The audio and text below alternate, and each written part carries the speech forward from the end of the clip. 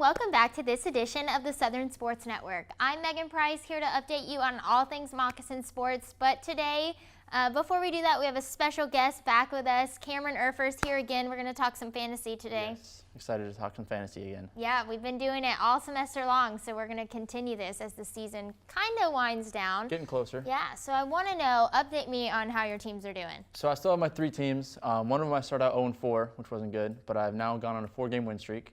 So I'm right in the playoff hunt now. So I'm going to try and look and get a couple more wins, try and solidify a playoff spot. One of my other leagues, I'm also 4-4, so the same thing there. And then one of my my other league, my free league, which one doesn't matter, unfortunately I'm 8-0.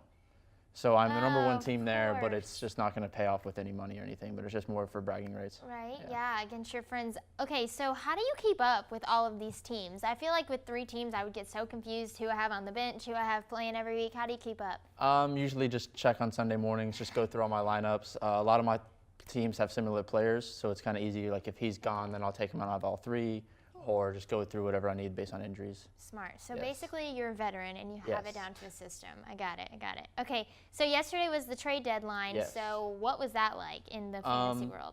For the fantasy world, there's a few things that could get some stock for some wide receivers or some quarterbacks. We had Golden Tate got traded to the Eagles, so I think that'll help Carson Wentz with an extra target.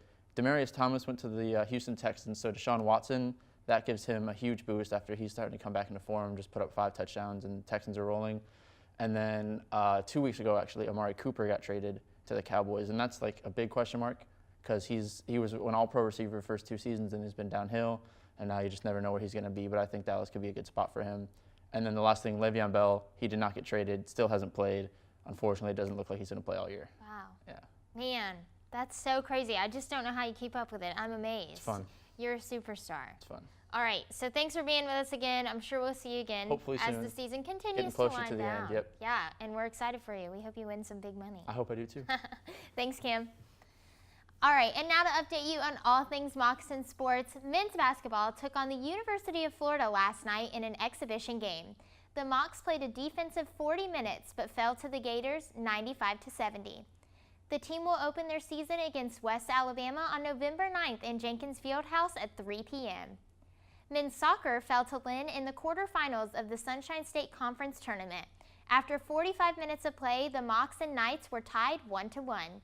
Unfortunately, the Mocs defense fell through and the Knights scored 2 goals in the second half, defeating the Mocs 3-1.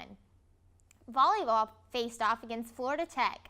The Mocs put up a good fight but ultimately fell in the last set 3-2. On Saturday, they swept Embry-Riddle 3-1. The men's swim team took on a victory against Tampa. The Mocs won 8 of the 12 individual events. The women's team fell to the number 5 ranked Tampa 171-84. Thank you for joining us on this edition of the Southern Sports Network. I'm Megan Price, and we'll see you back next week. Go Mocs!